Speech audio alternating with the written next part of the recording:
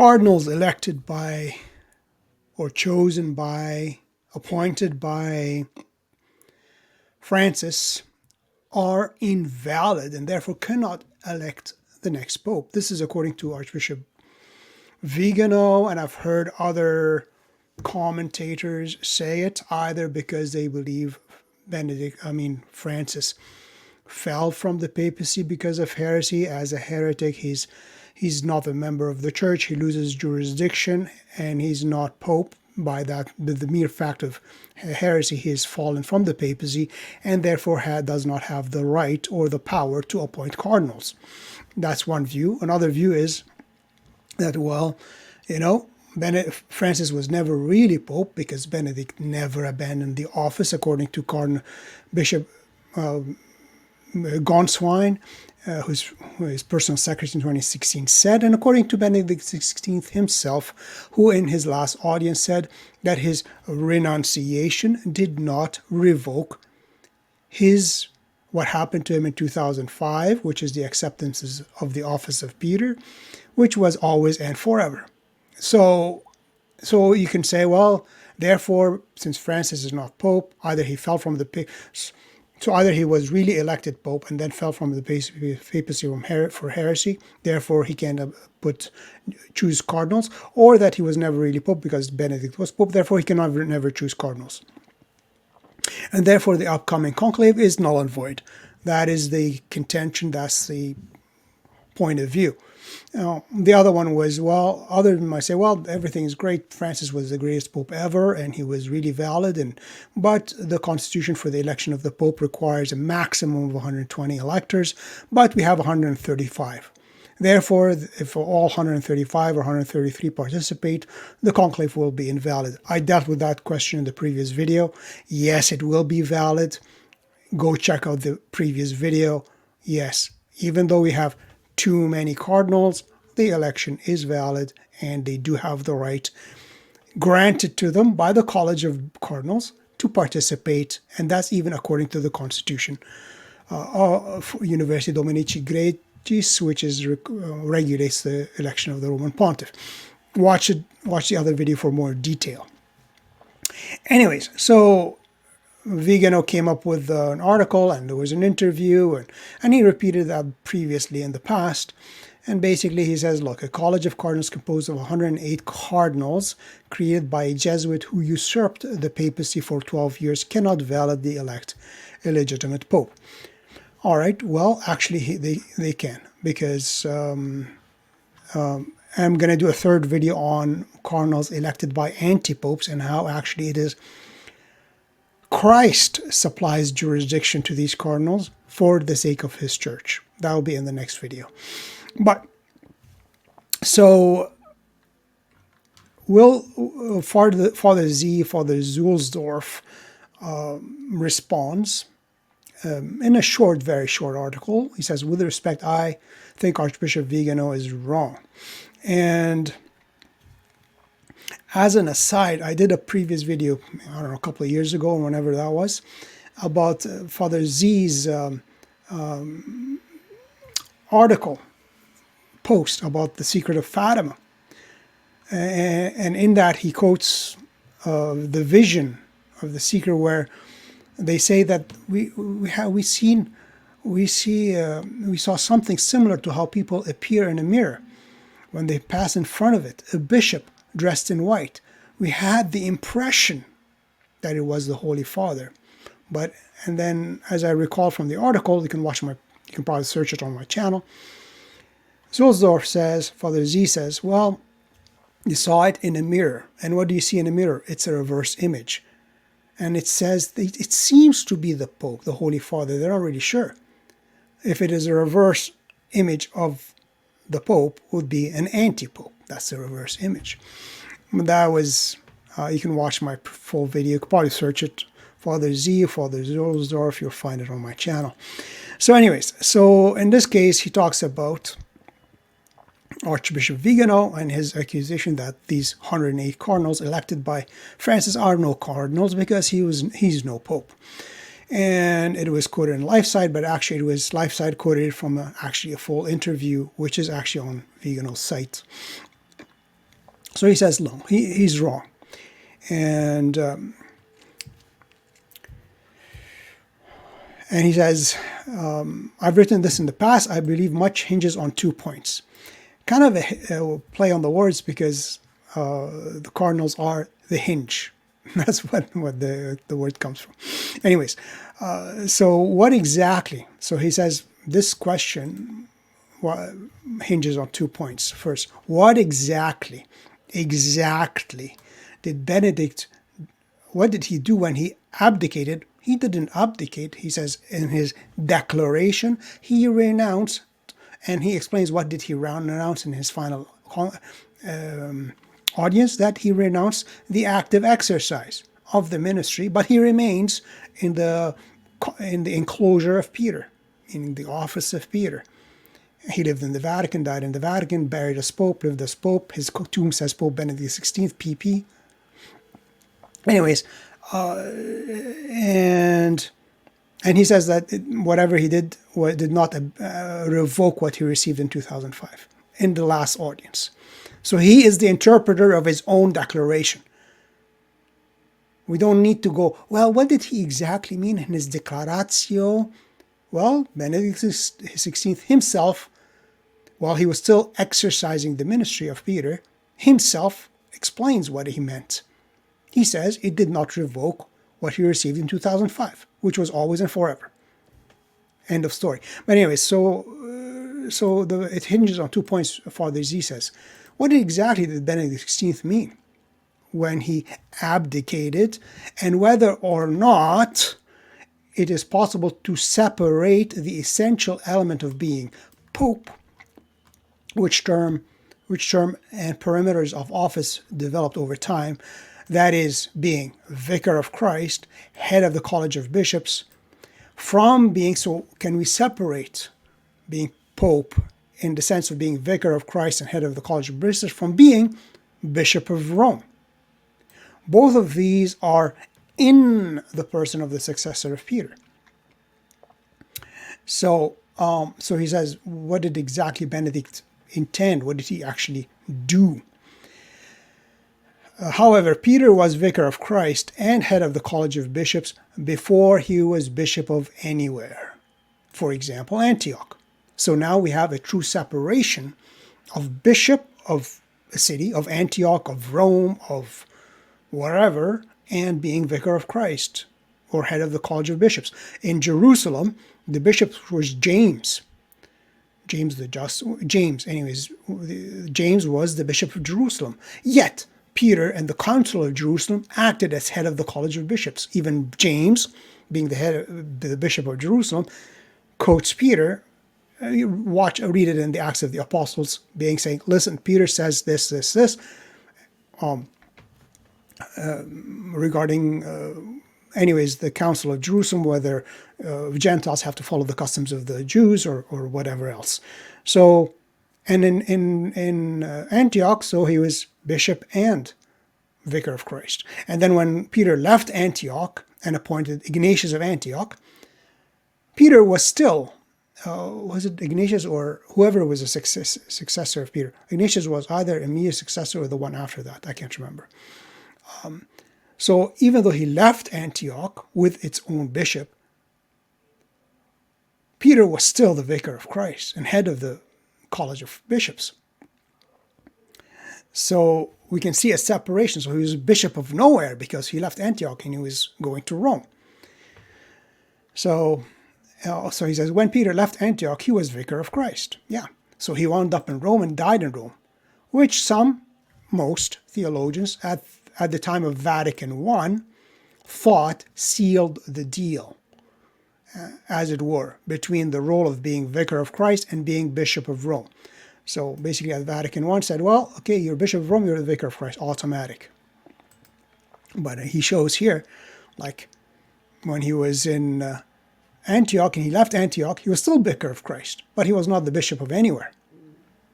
And wasn't Bishop of Antioch. Bishop of Antioch was somebody else.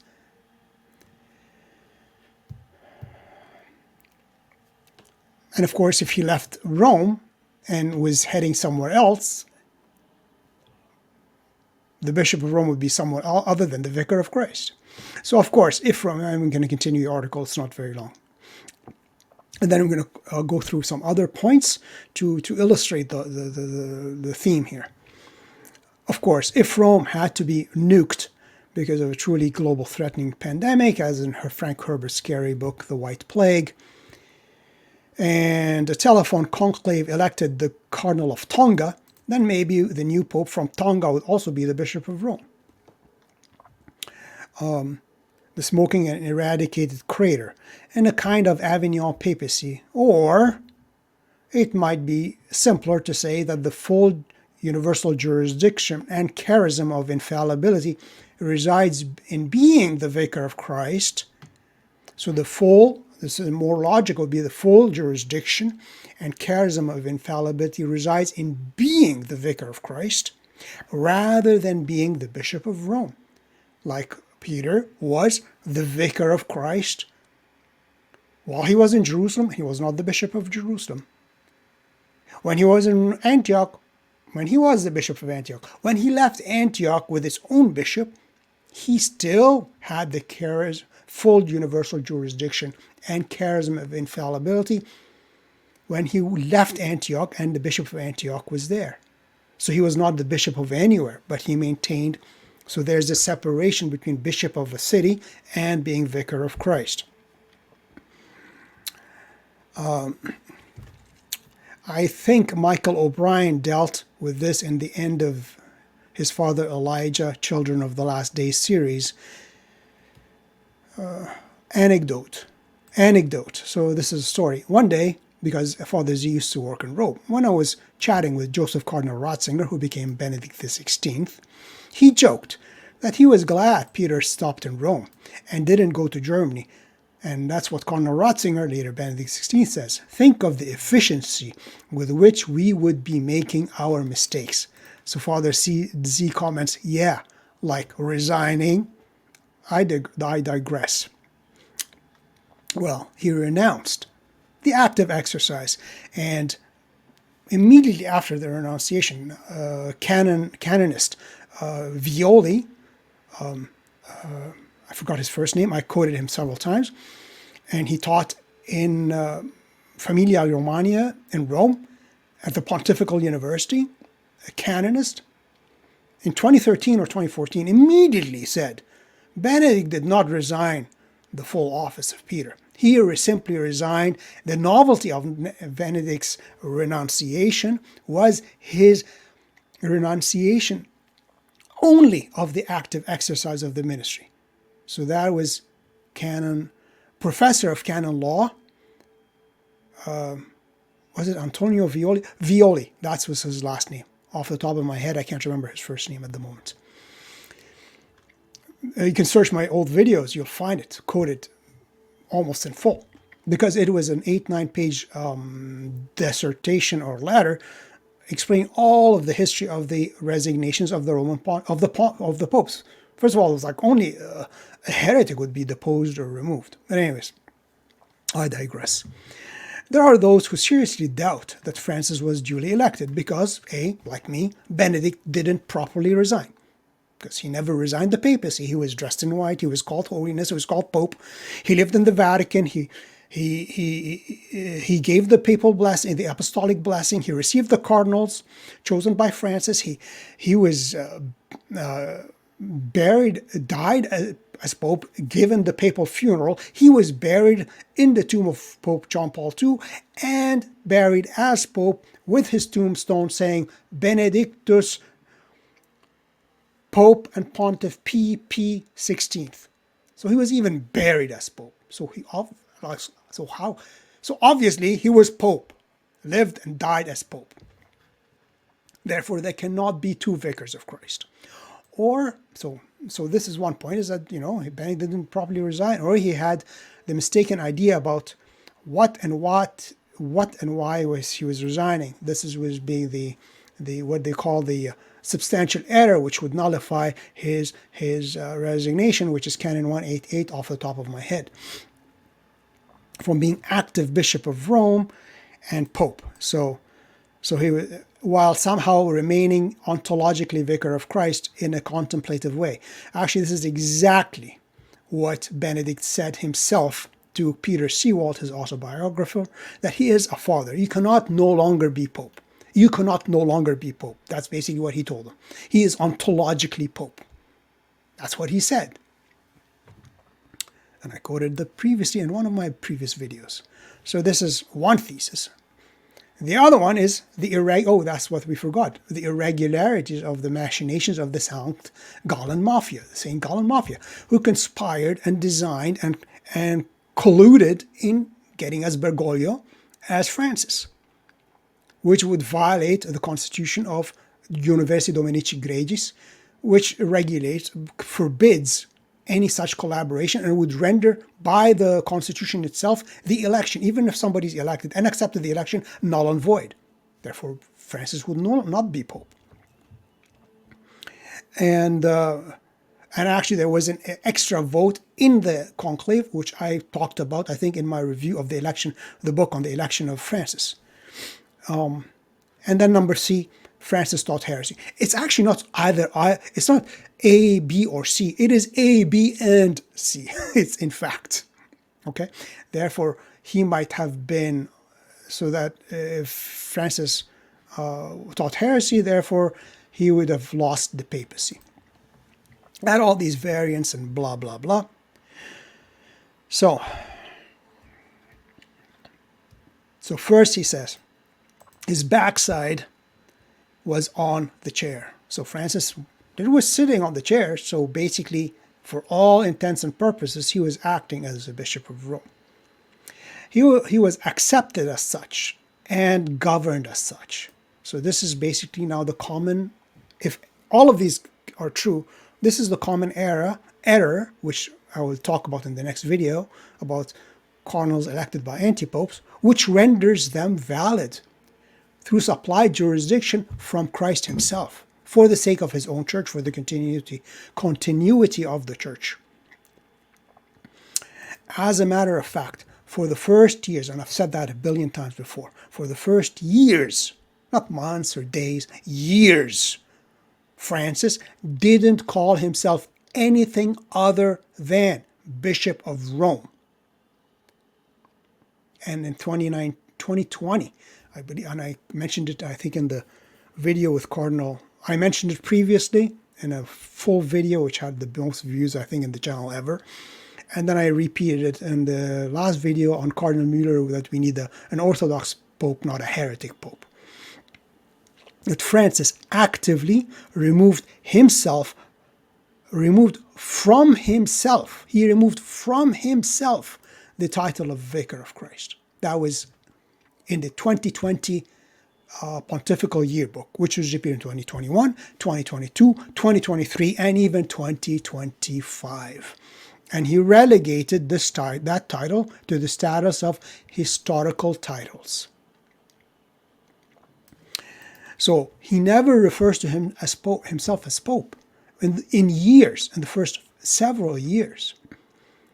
And then he removed himself, not just the title from himself, he removed from himself the title not just of the Vicar of Christ, but as well the successor of the Prince of the Apostles, successor of Peter. He removed it from himself. The Supreme Pastor of the Universal Church, he removed it from himself. And two other titles, which I mentioned in the previous video. So he removed what is essential to being the Vicar of Christ. He removed Vicar of Christ, successor of the Prince of the Apostles, Peter, and Supreme Pastor of the Universal Church. And he relegated them as historical titles. Sometimes in the history they used to say that. But he just called himself Bishop of Rome. And when he was dead and buried, in his last testament, which is the 2 videos past, in his last will, he refers to himself simply as, in all his ministry, as priest and bishop. That's it. Not even as pope. As priest and bishop. That's it. Not as guiding of the universal church or nothing. And on his tombstone, he just said, call me Francis. Just call me Francis. That's it, Franciscus. And I mentioned it again previously in all his so-called encyclicals, his fake encyclicals. because they were not directed to the church or to the Catholic faithful, but to the whole world. And all his documents, his official documents, he simply refers to himself as Francis. He never himself refers to himself as Francis PP, Pope and Pontiff, or nothing. Just Francis. Not even Bishop of Rome sometimes. So basically he's separating himself from being Vicar of Christ, which lends credence to the fact Benedict was always the Vicar of Christ. That's why we have a heretic Pope in Francis. We had a heretic Pope in Francis. So he says, Father Disease, I don't think he referred to himself as Pope until after one of the synods. Was it on the family? He doesn't remember. Basically, he says he got irritated. He got irritated that, loving, for Pope, the most humble and merciful of all. He got irritated that members were protesting correctly, that procedures weren't being observed, things were being rammed through. So he never even himself, Francis, referred to himself as Pope. Even on his tombstone, it's just Francis. Even on his last will, he refers himself not as Pope ever. He says, I was a priest and a bishop. That's it. Not even Bishop of Rome, just says bishop.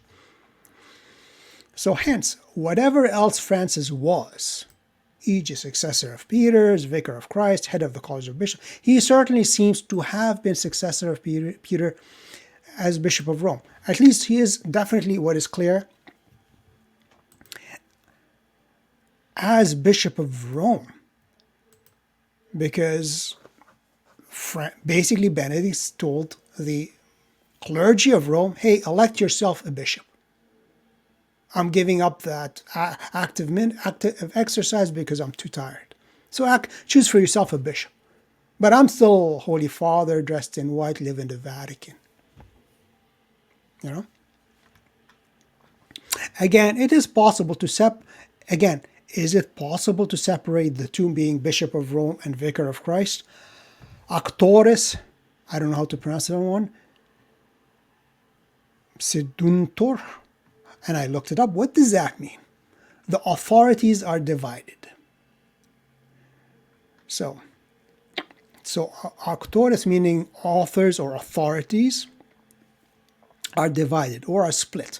So basically there is no universal consent on whether you can separate Bishop of Rome from Vicar of Christ. But we've seen it.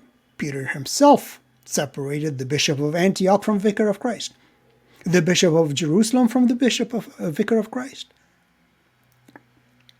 And if he lived longer and moved away from Rome, heading to another Carthage or wherever, again, it would have been a separation of the Bishop of Rome from the Vicar of Christ.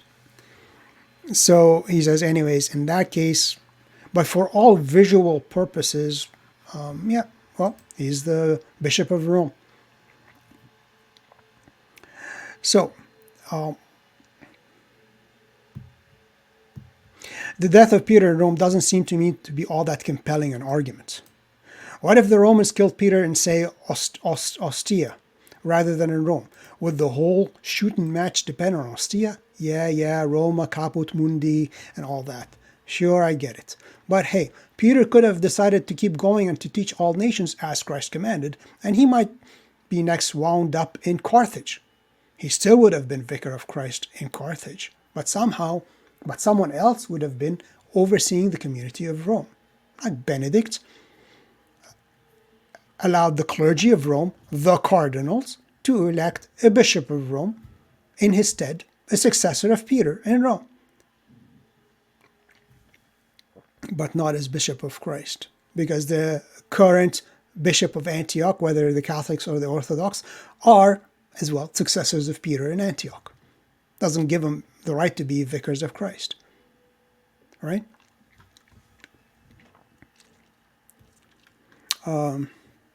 Now,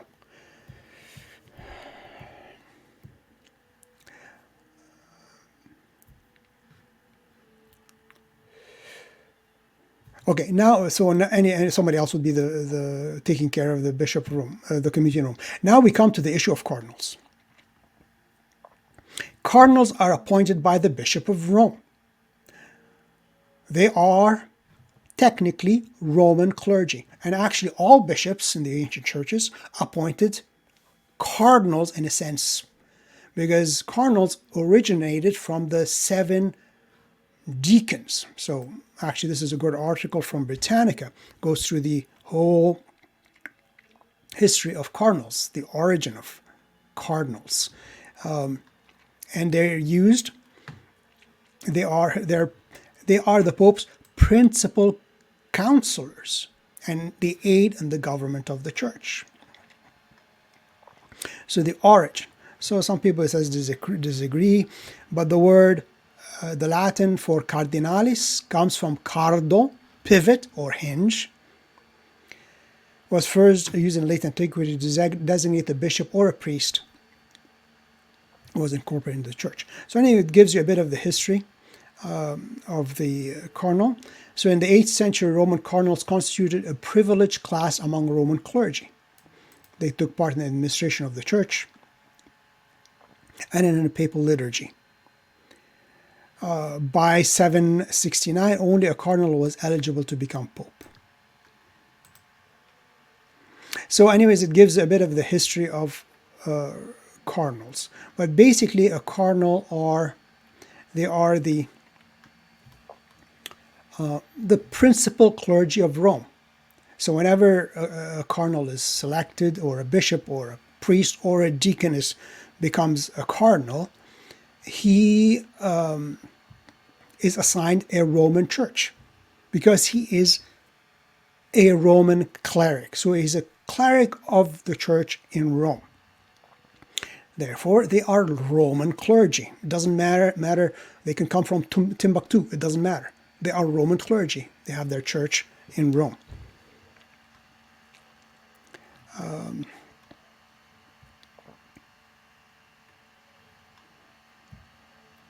Yeah. Anyways, so basically they are Roman clergy. Okay, so let's go back to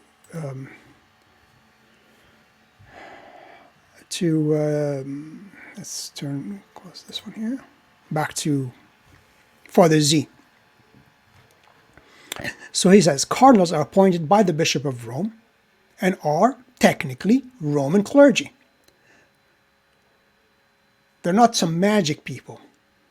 They obtain titular churches in the Diocese of Rome. So they are Roman clergy. Or titular dioceses in the suburbs of Rome. The case of cardinal patriarchs is a little different, but you can see their close association to the Roman pontiff by their arms, which bears the tiara. Now we hope, of course, we get a Pope Robert Sarah comes out and is crowned with the tiara, which all the Eastern churches, Orthodox, Oriental Orthodox, Eastern Catholics, all have the crown, the tiara. Why would the Roman pontiff, the Roman patriarch, not have a tiara, but not have a crown? He ought to have a crown. For ecumenical reasons and keeping with apostolic tradition, he is the ruler. He is there as king, as a vicar of the king. So wearing the crown of the king.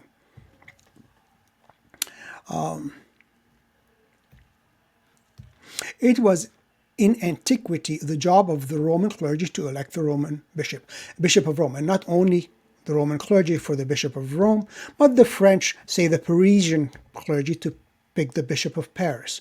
The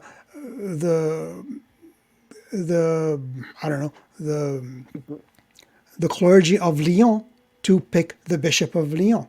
It was later that somehow the consolidation, the centralization, where only the Pope can appoint bishops. This is kind of a novelty. It is not only if the clergy of, say, Lyon would choose their bishop and the bishop is a heretic, then the Roman pontiff would say, no, he's not allowed, pick somebody else, or I'll give you one. But other than that, this is how to keep synodality, the true synodality, and the true independence and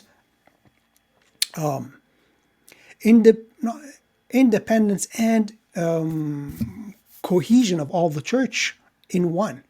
The Pope is not, the Bishop of Rome is not some dictator who can just, okay, you're a bishop, I'm going to fire bishops, I'm going to remove cardinals, I'm going to import. Like this is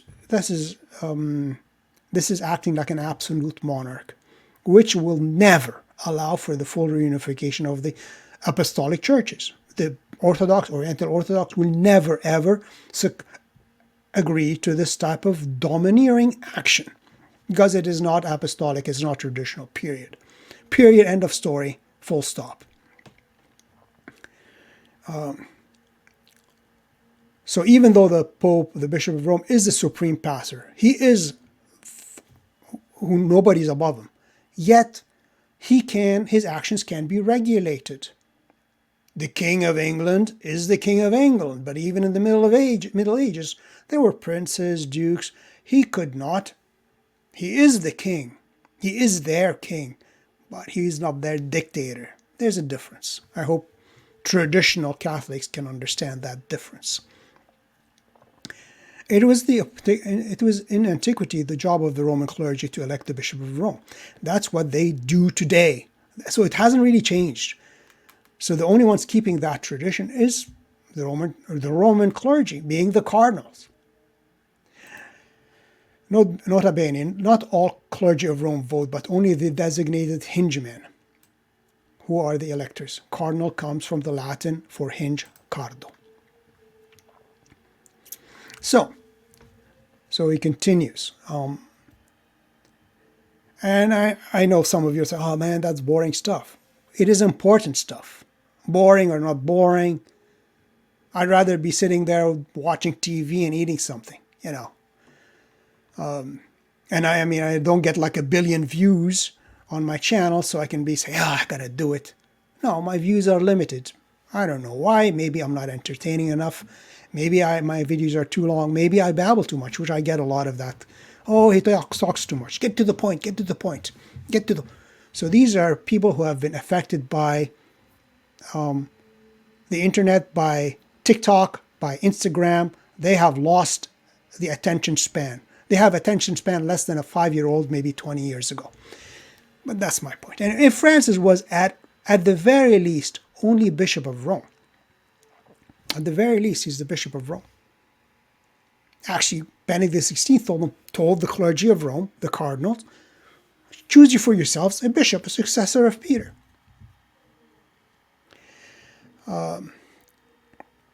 For all these years, he could create cardinals.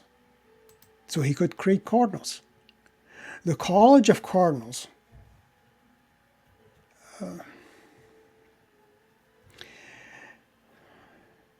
this distinguishes the so he says, so he could create cardinals. The College of Cardinals don't have to be consecrated as bishops, because they used to be bishop, priest, and deacon. Now I think it's the law. They can only choose bishops. They usually are now, but not necessarily. This distinguishes the College of Cardinals from the College of Bishops, which seems more strictly related to the successor of Peter as Vicar of Christ, rather than successor of Peter as Bishop of Rome. You can tell where the inclination of Father Z is. The two need not necessarily be one and the same, especially with Benedict XVI, who kept the title of Pope, who gave the apostolic blessing, and indeed was buried as Pope,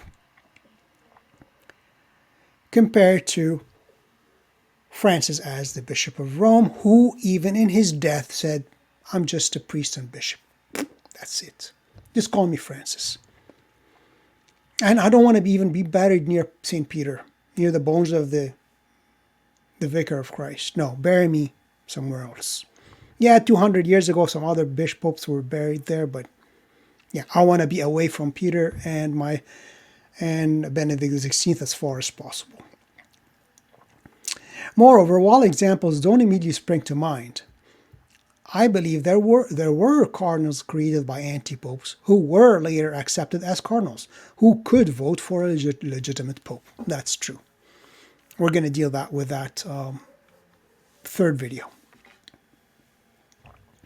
Again, pope being a complicated complicated office that comprises Vicar of Christ and Bishop of Rome, and for a long time now, the head of the state, in one person as who is the successor of Peter, until I guess Benedict. All of this is to argue that, like Francis or not, think he wasn't legitimately elected Pope or that he was, it is pretty clear that he could rightly name cardinals. Because he's the Bishop of Rome, even though if not be the Vicar of Christ, because he's picking hinge clergy for his local church. It is precisely the role of cardinals to elect popes. And that's where we are. Ergo, we don't have to worry about the legitimacy of the electors. If they follow the procedure laid down in Universi Dominici Gregis and pick someone capable of accepting to be the successor of Peter, with all. So they have to follow the procedures. So one of the procedures was actually the extra vote at the Conclave, which elected Francis, and the conspiracy, the collusion of the St. Gallen Mafia. But that's another story. It's neither here or there. Francis is dead and gone. Then there will be a legitimate pope. You might dislike their choice, but they have the right to disappoint. Leave us unimpressed, or thrill us. I'm optimistic. I'm really optimistic, even though most of the cardinals were chosen by Francis, but they were confirmed by Benedict. Am I wrong? Convince me. May God grant us a pope who is far better than what we deserve. I'd settle for a pope who doesn't seem to hate me and hate what and whom I hold dear as a Catholic. Yes, we just want a pope who doesn't hate us. But of course, Francis the Merciful was just full of hate. He was a hateful man. He was an evil man, and thanks be to God, he's dead and gone. And I probably think where he is really, enjoying a nice barbecue, but we as Christians, as Catholics, we still have to, out of charity, ask God to have mercy on him. Have mercy on the man who really spit in the face of Jesus for calling God as a man, as saying Jesus and God himself, the Holy Trinity, willed evil, willed false religions, positively willed them as they willed the two sexes. And that Francis actually honored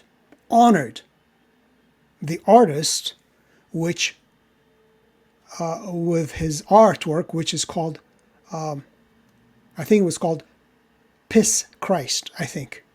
I did a video on it. Francis honored this artist, and he gave him the thumbs up, who submerged the crucifix, so it has the body of Christ on it, the crucifix in a jar filled with the artist's own urine. And that is called art. And Francis, the Bishop of Rome, honored that artist, shook his hand, laughed, and gave him a thumbs up. But he's the most holy pope ever, right? Now,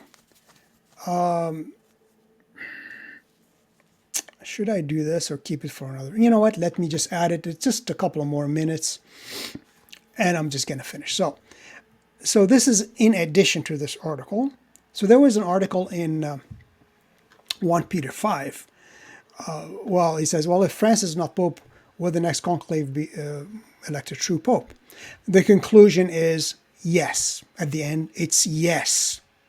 Pretty much for the same reasons as, and it's written by Father Brian Harrison, considered a traditionalist.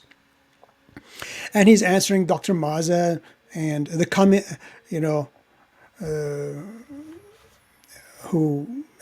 Maza, who basically believes Benedict was always pope.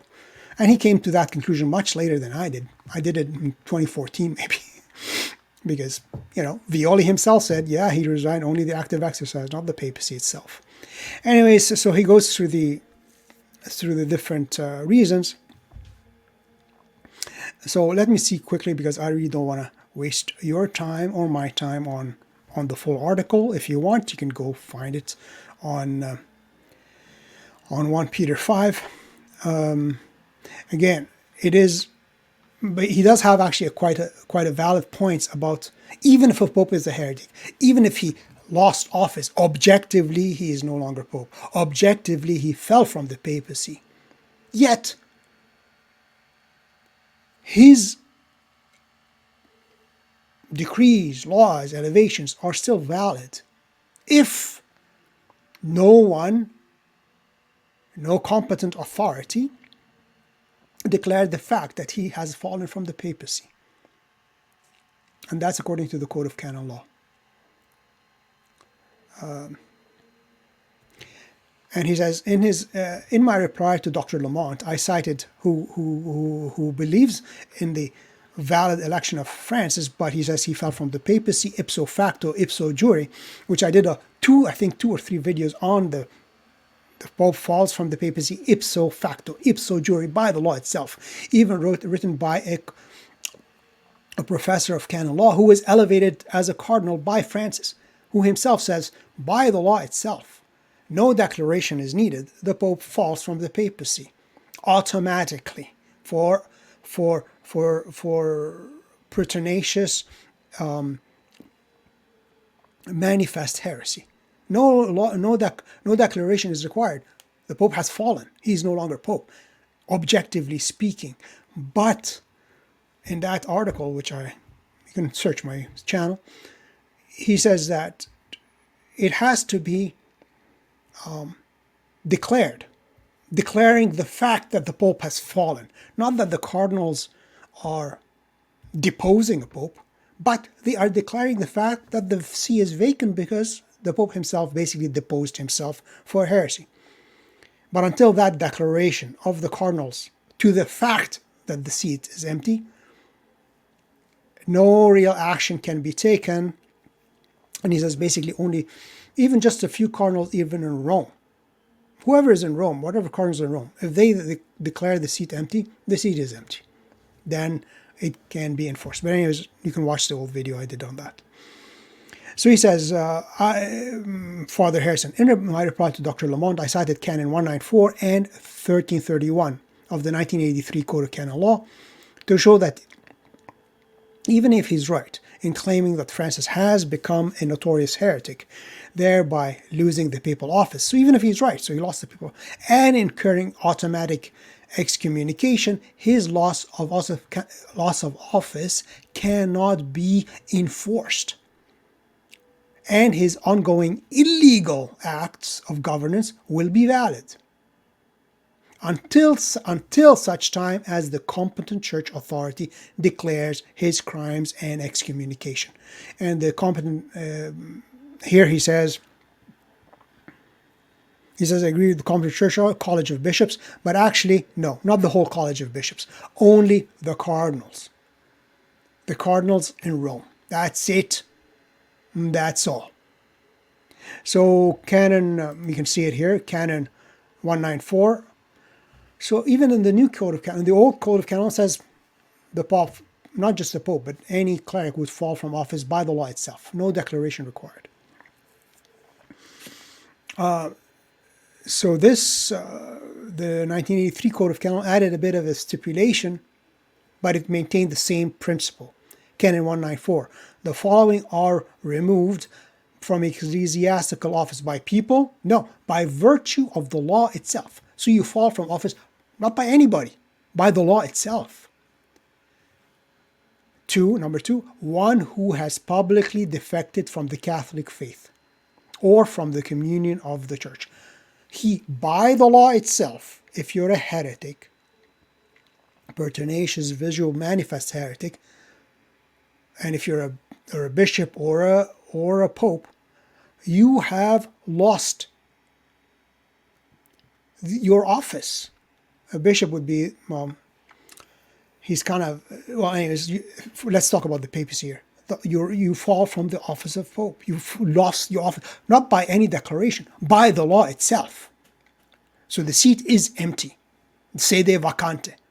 But, in number 2, the removal, which already occurred by the law itself, can be enforced, can be insisted upon only if it is established by declaration of the competent authority. And as I've mentioned, according to the Cardinal, elevated as Cardinal, Professor of Canon Law, his name escapes me right now. You can search under Pope falls from office automatically. I've got 2 or 3 videos on the matter. All is needed is a declaration of the fact that the seat is empty by even just the cardinals in Rome at that time. So it doesn't have to even be the whole College of Cardinals. It would be better if the whole College of Cardinals. And the other law he quotes, Father Harrison, is Canon 1331, that it says an excommunicated person is prohibited from celebrating the Eucharist, administering sacraments, exercising ecclesiastical office, performing acts of governments. That's what any excommunicated person is prohibited from doing. But it clarifies. And number 1 here, if a ferende sententia excommunication, so this is an official declaratory excommunication, so a pope verbally excommunicates some bishop. That's a real excommunication. Has been imposed, this is the key word. If it has been imposed, or a lete sententia excommunication, so this is the automatic excommunication by the law itself. If a lete sententia declaration has been declared, so one has the ferende sententia excommunication has to be declared, or the automatic excommunication has to be declared. Imposed or declared. Then, if it is imposed or declared, then the excommunicated person by the law itself, for example, in a heretic pope falls from office, only if it has been imposed or declared, then that person would be invalidly exercised as any act of governance, which according to number 1 and 6 are unlawful. So they are illicit, illegal, unlawful, but they're still valid. They only become invalid when there is the ferende sententia excommunication or the lete sententia excommunication either is imposed or declared by the competent authority, and for the Pope, that would be the cardinals of the Roman Church, or at least some of the cardinals in Rome of the Roman Church.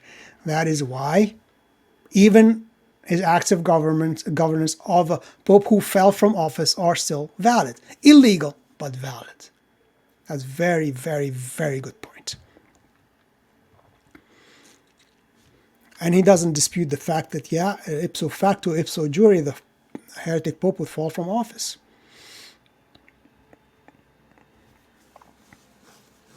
And he quotes Bellarmine. He says, now the fifth and true opinion is that the Pope, who is a manifest heretic, ceases in himself to be Pope and head, just as he ceases in himself to be a Christian and a member of the body of the Church, whereby he can be judged and punished by the Church.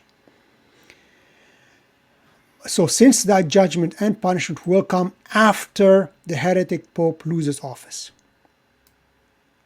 and jurisdiction, some provisions will need to be made for the governance of the Church during the interval between the actual loss of office and subsequent judgment by the Church has occurred. And that's why the purpose of the canon, which is that it has to be declared or manifest, like by declared or imposed. The excommunication and the cardinals, like the competent authority being the cardinals, have to declare the fact that the see is a vacant. So even though it is vacant, in reality, objectively speaking, and all the governing actions of the vacant, like the fallen Pope, are illegal, they're still valid until such time as they are the fact is declared that this pope has fallen from office.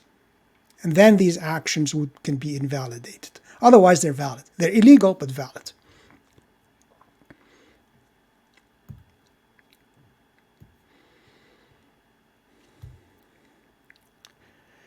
Through notorious and openly divulged heresy, so this is, he's quoting our canonists, that, again, it's basically the same story, that, yeah, he falls from office, he loses jurisdiction, he's no longer pope by the law itself, ipso facto, ipso jure.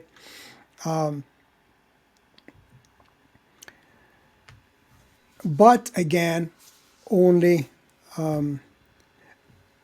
but all of that is fine and dandy, but somebody has to declare the fact. Somebody has to declare the fact. And who's that somebody? The cardinals, at least the cardinals in Rome.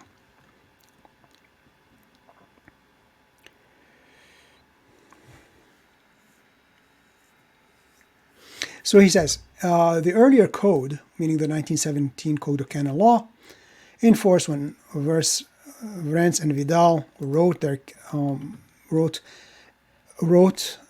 commentary on it, included canons similar to those I have cited above from the current one. So in this 1917 code also prescribes late sententia automatic excommunication for heresy. And its canon 2263 states that an excommunicated person is forbidden to exercise ecclesiastical office or duties. But the next canon, 2264, as the traditional Code of Canon Law, affirms the following. An act of jurisdiction carried out by an excommunicated person, whether in the external or internal forum, is illicit. And if a condemnatory or declaratory sentence has been pronounced, it is also invalid, without prejudice to Canon 2261.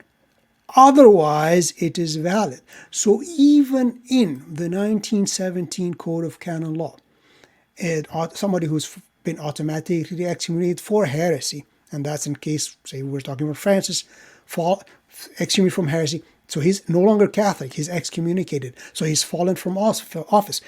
Objectively speaking, he lost jurisdiction, objectively speaking. But even the 1917 Code of Canon Law said his acts of governance, external or internal, are illicit. And if there is no condemnatory sentence declared, only when a declaration is made to the fact that he has fallen from office and that he is a heretic, he's excommunicated,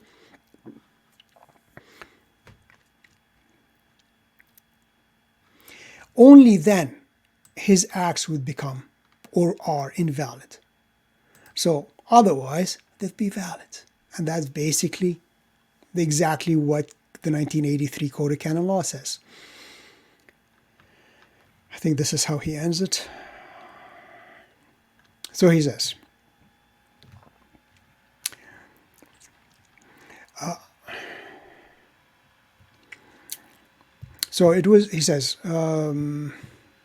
he says about the two canons of the renowned canons of the 20th century, who would logically have to agree with me on the basis of the law in force that the acts of jurisdiction illicitly, illegally carried out by a pope who had through manifest heresy fallen from office, so objectively speaking he's no longer pope,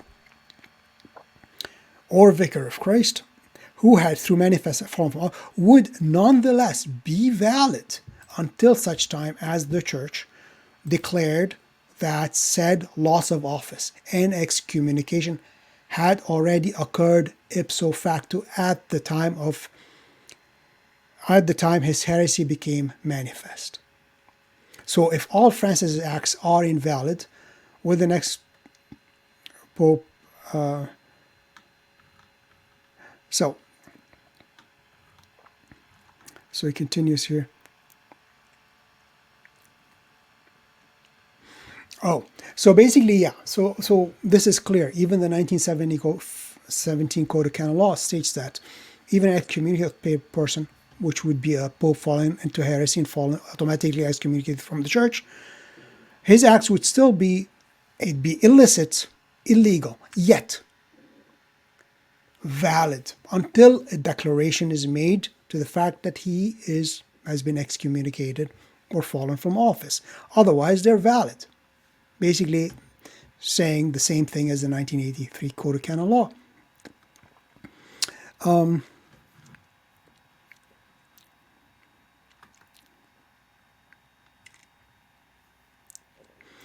So he's, again, this is regarding, again, the cardinals chosen by a fallen pope, a pope fallen for heresy. So the church, he says here,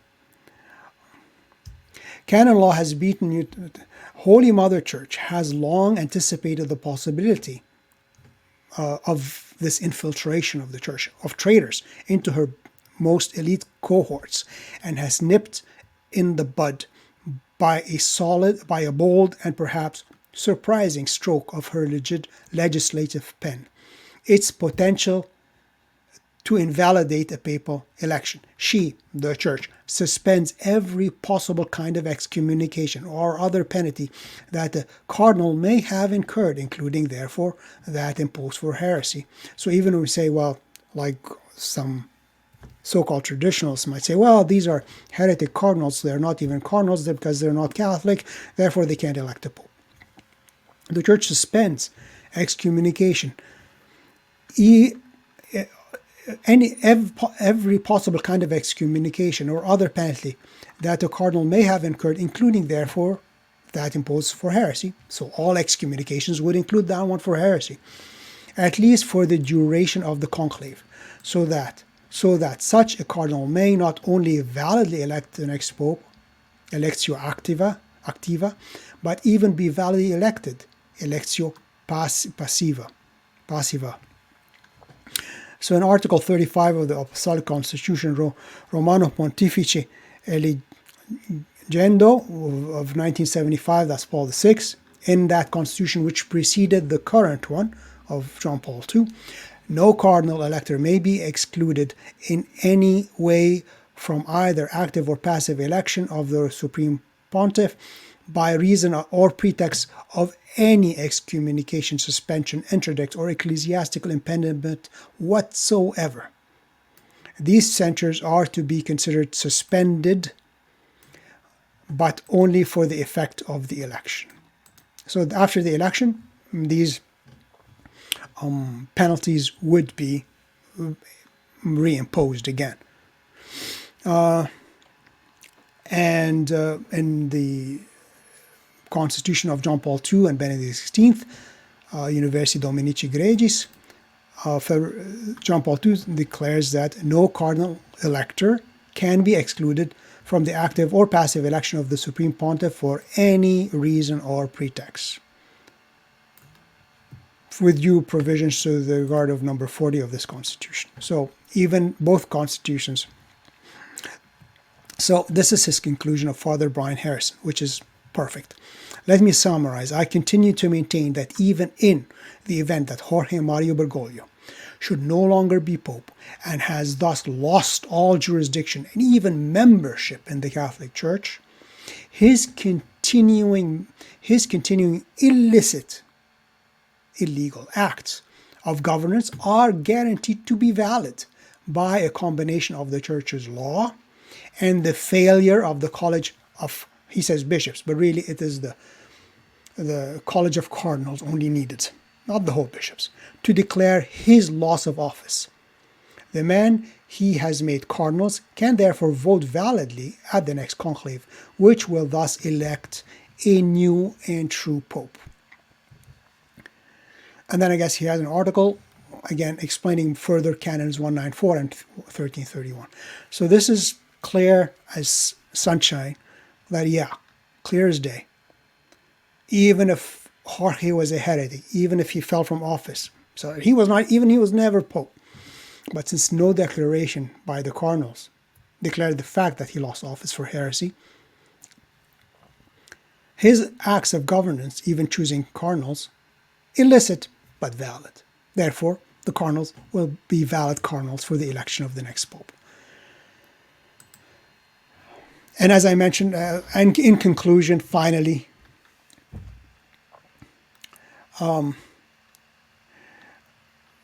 Francis, who always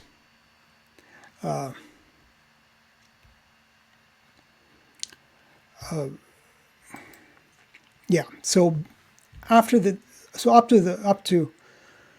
1922, basically every cardinal chosen by Francis was brought to Benedict to approve, to bless, and for them to greet him and kiss his ring. So only 2 batches of cardinals after Benedict died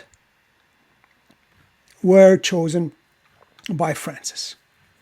And you can find that on Wikipedia.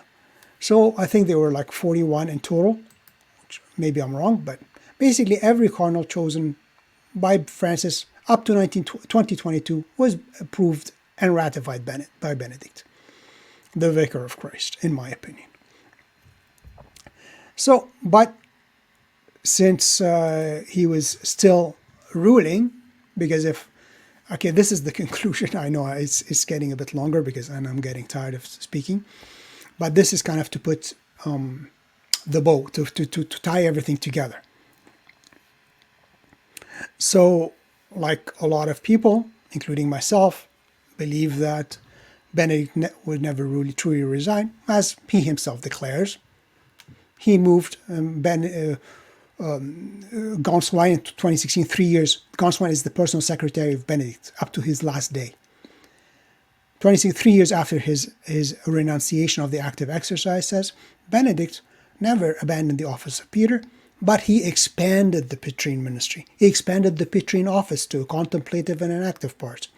And that he did not step down, that Benedict did not step down from the office of Peter, but he moved to the side, making room for a successor of Peter.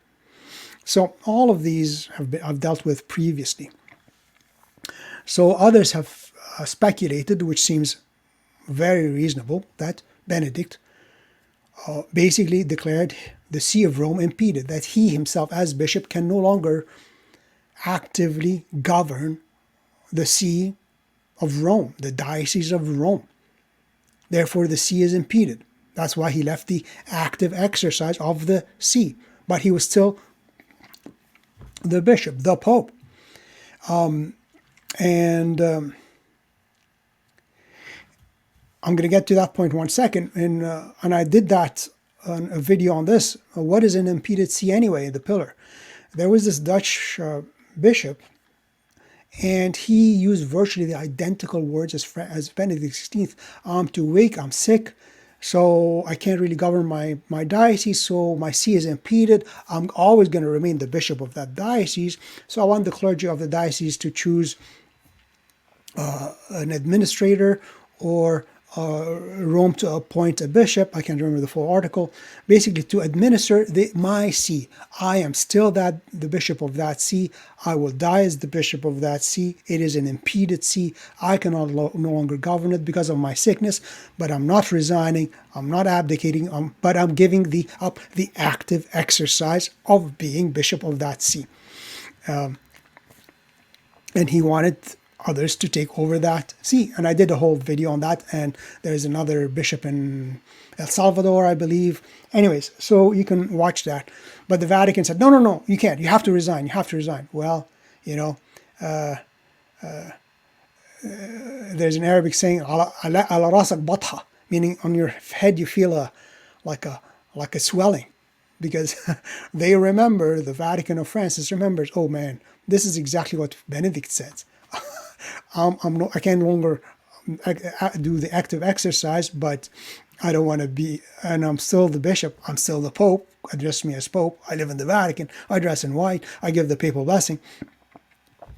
I sign my name as Benedictus, PP, Pope and Pontiff, even till the day I died, in personal letters and everything.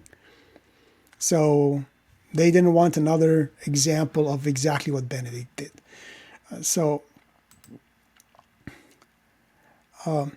Oh, and one last thing, I said it in the previous video, but I'll say it again. In the actual same document of of the election of the Pope, it says if there's any discrepancy, I'm going to just read this easier. Number 5, should doubt arise concerning the prescriptions contained in this constitution for the election of the Pope, or concerning the manner of putting them into effect, I decree, that was Pope John Paul II, repeated by Benedict XVI, that all power of issuing a judgment in this regard belongs to the College of Cardinals, to which I grant the faculty of interpreting doubtful or controverted points. And that's exactly what was done because by the College of Cardinals, because of the excess voting cardinals. So they have the right to do that.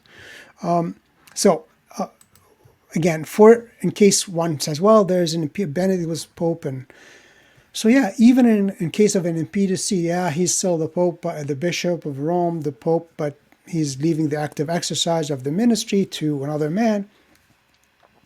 So this is kind of a cool little thing, just a finale. In a canonically impeded see, the diocesan administrator, so whoever is administering that see, can indeed appoint clergy. So he can indeed, like the diocesan administrator of the See of Rome, can indeed appoint clergy, cardinals, clergy of the Roman Church. Generally, the administrator can institute priests lawfully presented for a parish. So anyways, here are more detailed explanations. Administrator's authority. When a see is impeded, meaning the bishop is unable to govern due to reasons like exile, imprisonment, or serious health issues. So Benedict says, I've got health issues, I'm too weak, I'm too old now. And let's not forget the threats of Cardinal Martini for him to resign, the stopping of the money flow to the Vatican. The banks were shut down in the Vatican until the day after he resigned. Then they were allowed money to flow again. The Vatican leaks issue. There was a ton of things against Benedict. So the governance. So when a see is, so he's unable to govern his own see anymore. The governance of the diocese typically devolves to an administrator, often a designated priest or auxiliary bishop. While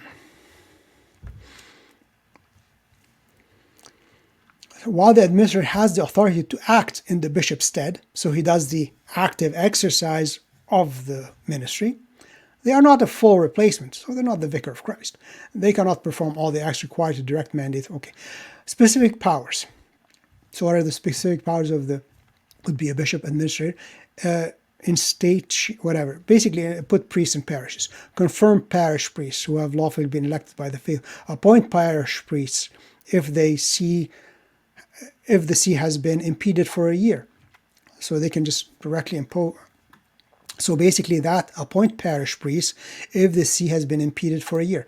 So now after Benedict died, 2 years later, for 2 years, or 2.5 years, basically for 2 conclaves, 2 cardinal selections, consistories, the administrator of the see had the right to appoint clergy, which he did, Roman clergy, cardinals. So,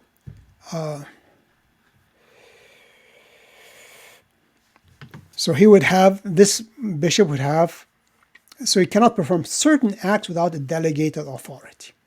Well, it has been delegated. Francis says, so told the Roman clergy to elect their own bishop. So governance during an impeded see. When a see is impeded, various individuals and bodies may be involved in governing the see. This could be the coadjutor bishop, if one exists, the auxiliary bishop, the vicar general, or the College of Consultors. And the College of Consultors, so actually I'm going to just, and it gives you a link to the Code of Canon Law. Canon Law Ninja, number 14. So it does repeat how the see is impeded, Canon 14, and so forth. So, and it says, if there is no coadjutor bishop, so he can take over the impeded see while the real bishop is not exercising the ministry. So the coadjutor would exercise the ministry. Or